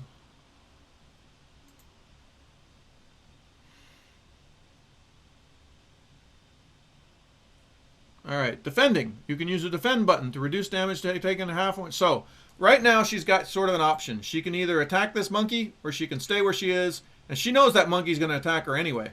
So if she attacks, she's going to do 4 points of damage. He's going to do 3 points of damage. But you know what? If I defend, I'm still going to do my 4 points of damage, but he's going to do less damage because I know he's probably going to attack. So that's probably a good move for me. All right. I did half damage rounded up, so 1.5 points, or the monkey did half damage rounded up, so 1.5 points of damage, round up to 2. I took 2 points of damage. Monkey took 3 points of damage. I'm going to do that again. That monkey's just going to beat himself to death on me. Ha ha. Take it. Take it, monkey. All right, monkey's dead. I'm still in pretty good shape. I'm supposed to survive. I'm surviving. Subjugate the enemy port so we can embark. All right. Let's go subjugate the enemy port.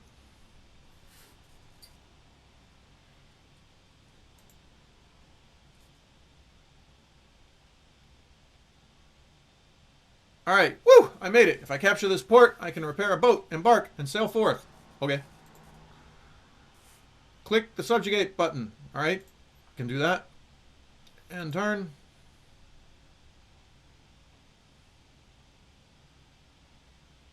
Finally, the weather's fair. The seas are kind. Let's go find a better place to dock. Onwards. All right. Boom. Yay! Victory is mine. All right. Cool victory screen. Get a little information about what's going on. Get rid of that play again button, MJ. All right. Let's play the next mission. So, why do I have a hunch this place used to be inhabited? I'll approach and check it out. All right. Let's go check that out. Well, I suspected. There used to be a plantation here. Still, there's no one around. I will take it over and use it as a base.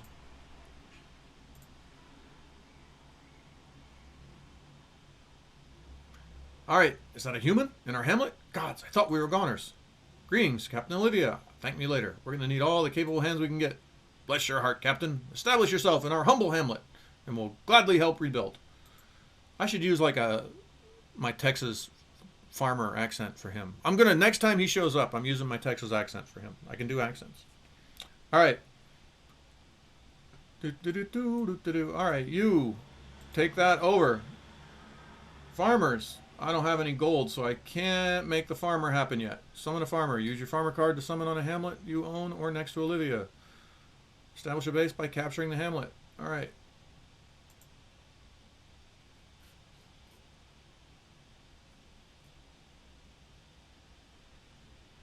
I feel like MJ, as a note, capture is a better word than subjugate. Subjugate sounds real colonial, which I think we have problems with.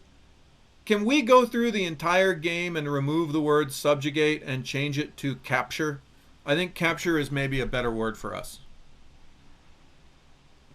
Thanks, MJ. By the way, for those of you who don't know, Scribble Dude, that's MJ. That is the senior designer working on this project. He's a fine young man from Manila, and he's been working on this project for quite a while. He's put a lot of love into this. So the theme of the game is colonial, and this is actually interesting, Merlin. It's a topic. So when we started this game, my thought process was that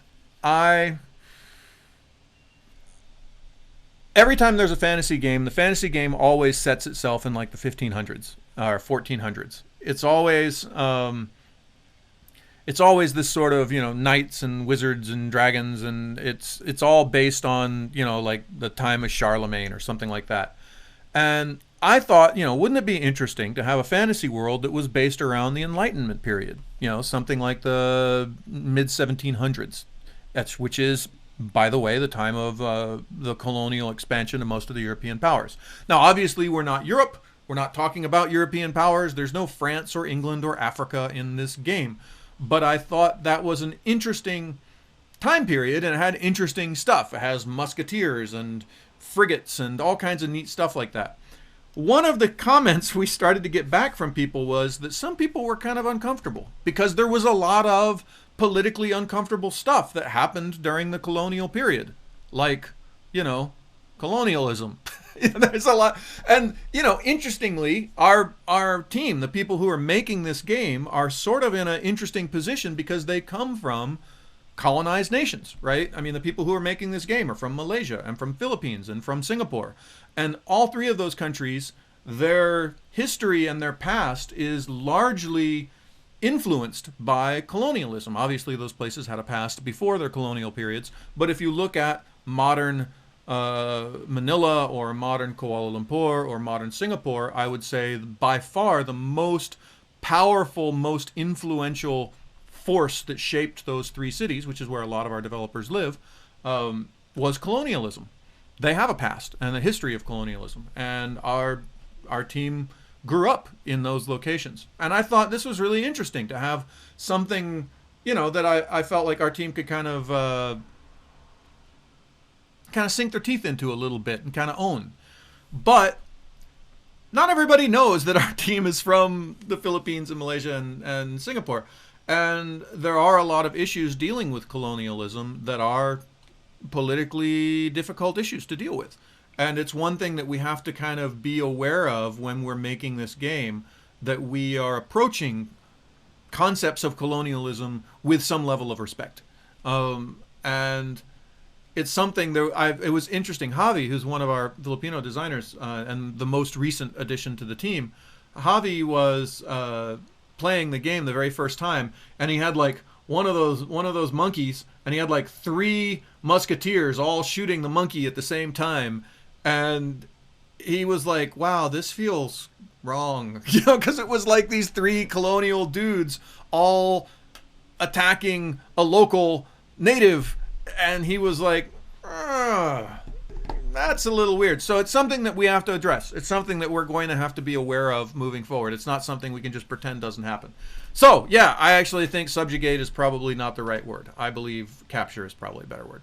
Anyway, moving on. All right, you have a unit card in your hand. Drag the farmer card from your hand adjacent to either a hamlet that you own or your hero in order to summon them. All right, cool. Let's do that. Select Captain Rosa to assign orders. All right. Make some money. All right, cool. So now we've trained the player. This is how you get cards. And yeah, fuck you, little bird. All right. Heavens above. Wait, I'm going to do my Texas accent. Heavens above. I thought I'd never see the day. That sounds terrible, doesn't it? That's just awful. It sounds. I feel like I'm making fun of people from Texas. I'm from Texas. I'm supposed to have that accent, but when I do it, I sound like I'm making fun of people from Texas. It's a weird thing, but it's true. I'm relieved you're all right. You said you could help me. Yeah? You see that plot of land over yonder, ma'am? Direct us there, and we'll build something to help us out. There you go. That's my Texas accent. You're all welcome. For those of you from Texas, I apologize. All right. No one purposely leaves this much gold behind. All right. Use a farmer card to summon. Have at least 50 gold in your treasury. All right. Proceed to the nearby settlement. All right. Occupy the settlement. Off you go. You go farm. You make more money.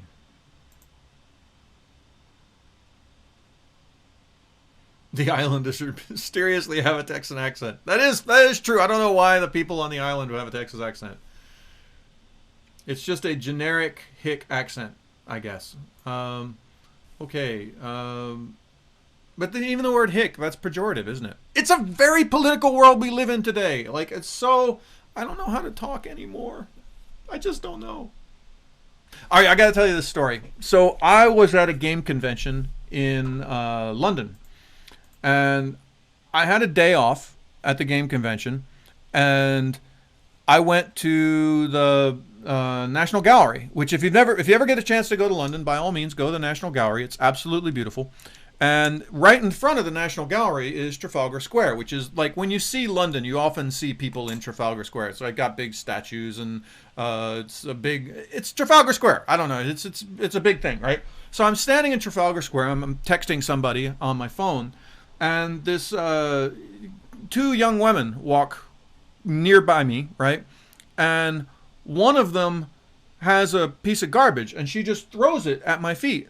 And it like almost hits my feet with this piece of garbage, right? And I was kind of offended. I was like, what the hell? Now, it happens that these two young women were Asian, right? And I look down at the piece of garbage, and I look back up, and I'm like, hey! And they turn around, and I was like, what is this?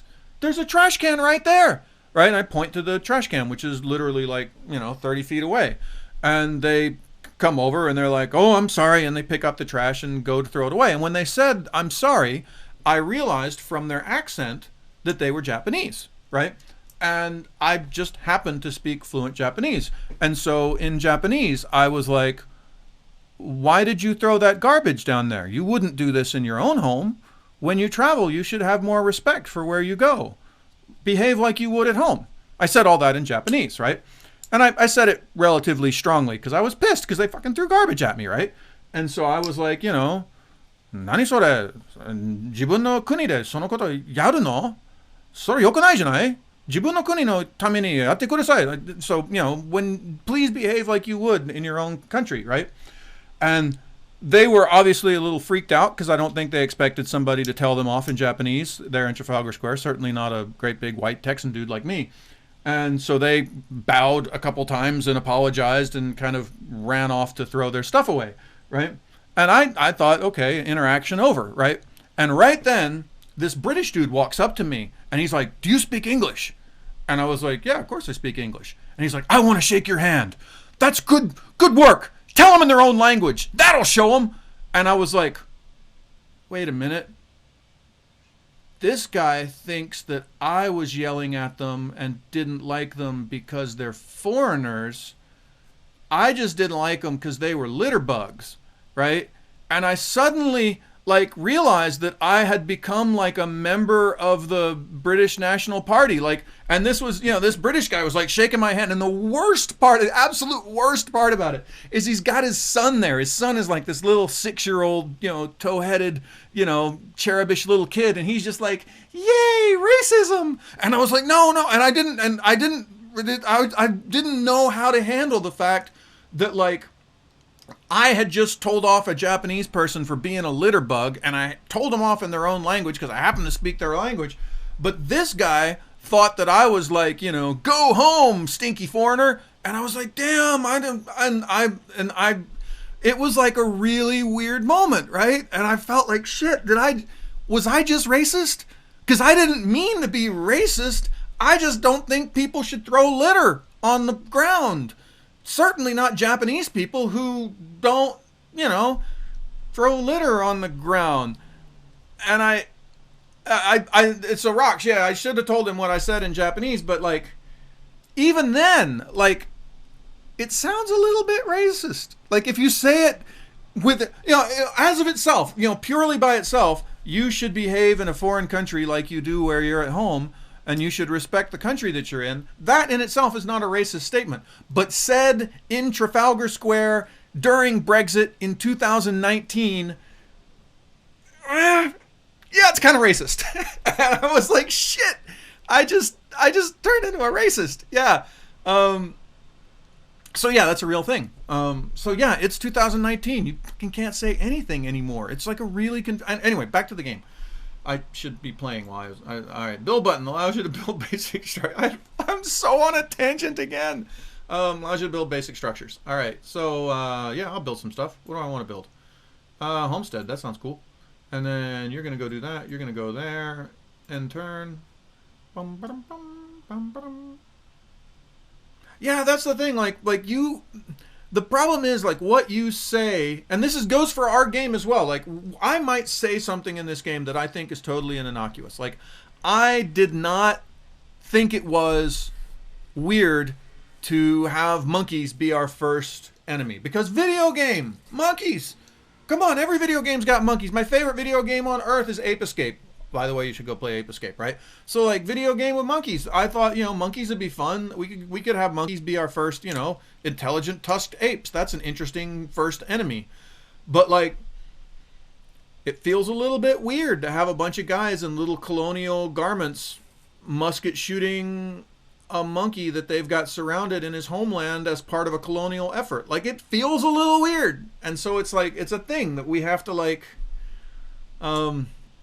we have to think about. Anyway, back to the game. What am I doing here? Explore the island. Go search for any other inhabitants. I can do that.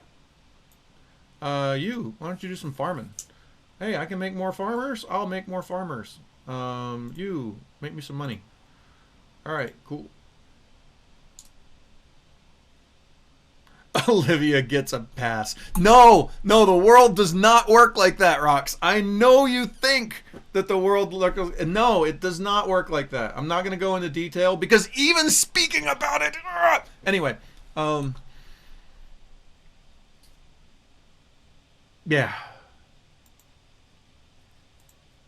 This is a real issue. I know you guys think I make all this up. I know Alan gets on my case every now and then because he's like, man, you're making mountains out of molehills. I know you guys think I make all this up.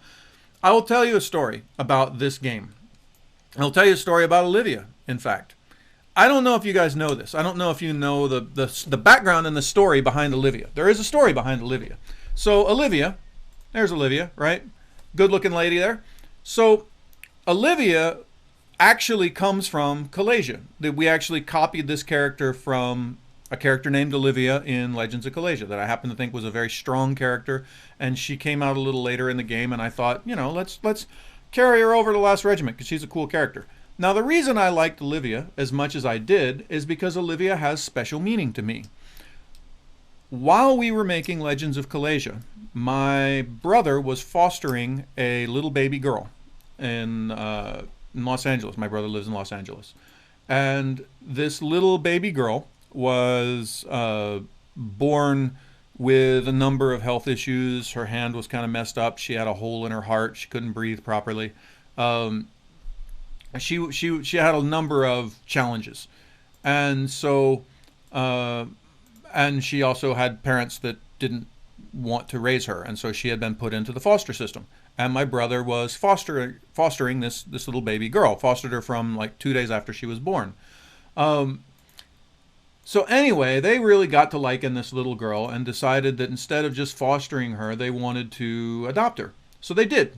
And so they adopted this beautiful little girl, and she became my niece. And so I have a niece. Now, it so happens that my niece is African American. And she has a kind of weird hand. And I thought at the time that we were making the game that I wanted to do something to welcome this little girl to my family. And I thought, you know, I make video games for a living. I'll make a character in a video game based off of her. So I made Olivia, this cool black character with a, you know, a cool hand. She had an axe for a hand in Kalasia, but we gave her a hook in this game because it's more traditional, right?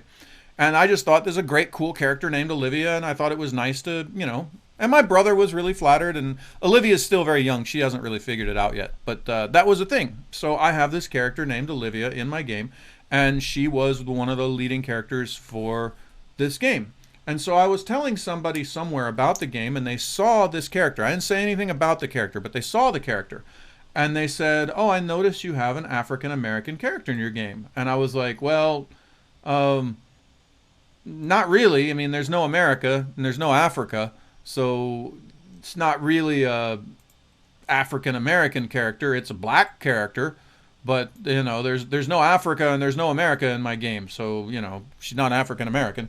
But yeah, there's a black lady in my game, right?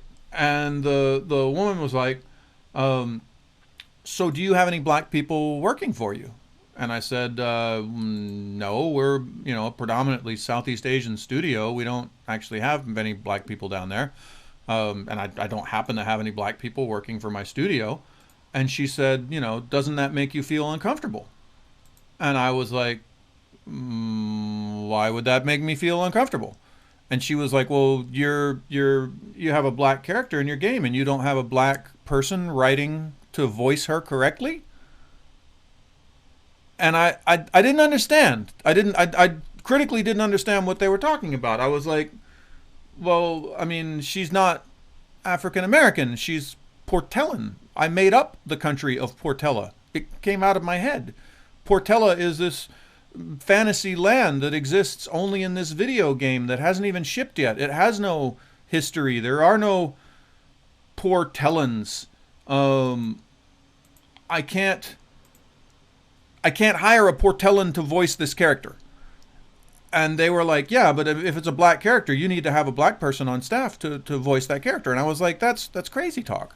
And they were like, well, you know, I don't think it's right for you to have, you know, a character in your game that's not, you know, and I didn't even know how to respond to it. I didn't even know, like, how do you even talk to this? Like, I don't even,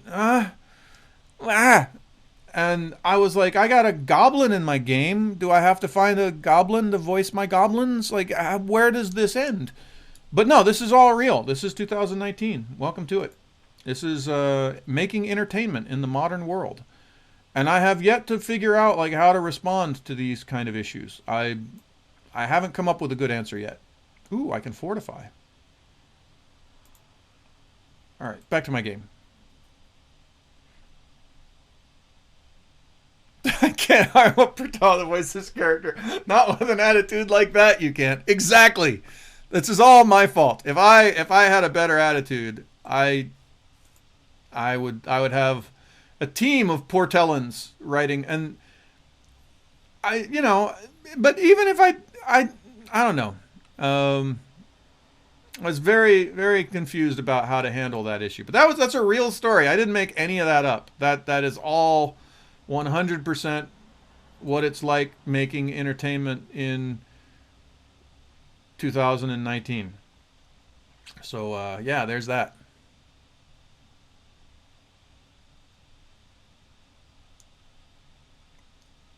Oh, don't even get started with the Marvel superhero movies and who voiced who and who played who. Don't even get started with that, Rox. That way lies madness. You're not getting anywhere good with that. All right. Who have I not? All right. So why don't you go up and attack? Kill that monkey.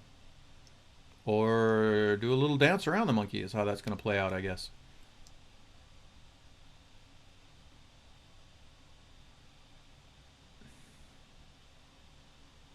All right, contesting movement. Mobile units at the same time. Unit with the highest attack will be able to move on to contested top. You.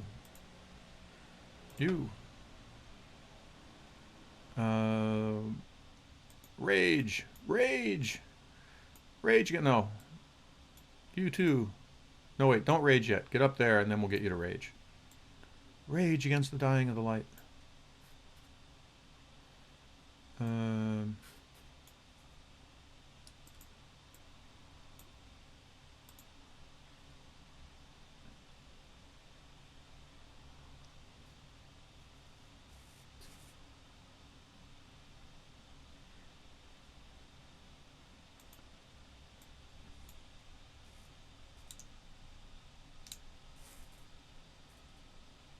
We avoid this by making exclusively Asian booby games with Asian staff.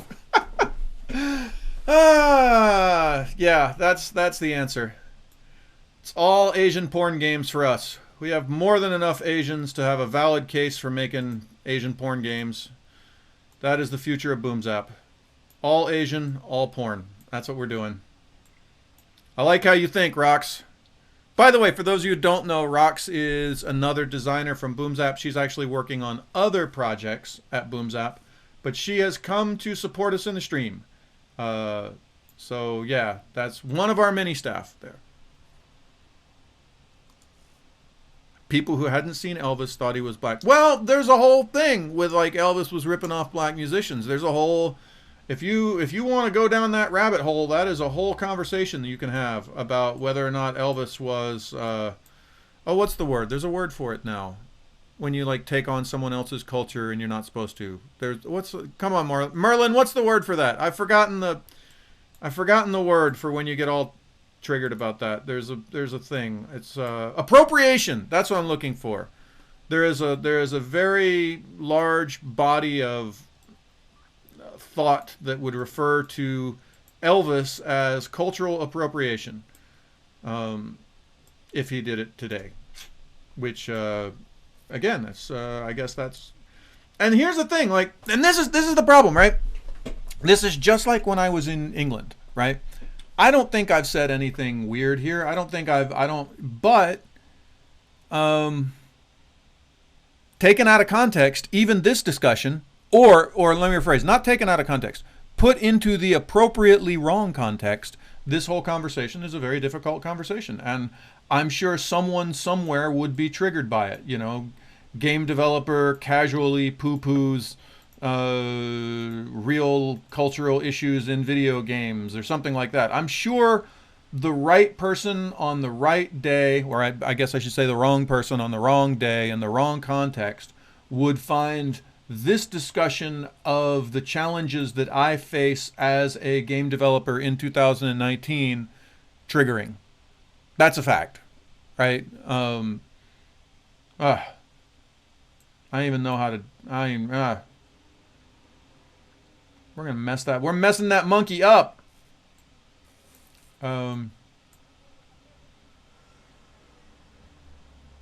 Actually, no. You're gonna go up there and attack because I think you're about to get your butt kicked. You're gonna go there. Come on, get up there and get those monkeys. Go get those monkeys. Get that monkey. All right, cool. Oh, those monkeys are not gonna attack Livia. They're gonna go down and defend their hero, I guess. Which actually makes sense. That's what they ought to do. Hero destroyed. Woohoo! Now those monkeys are all going to turn and go after my hero. They should. Let's see. If this is happening the way I'm hoping it happens, if this game is playing itself intelligently, all of these monkeys are about to go try to attack my hero. Let's see what happens. Nope! They're going to stay combating my other guys there. Alright. So many farmers. Well, we made it to the village. As long as you're not occupying it, they won't be able to call for aid. Alright, cool. Go kill that guy. You go kill that guy. You defend, because you're going to get attacked by that monkey.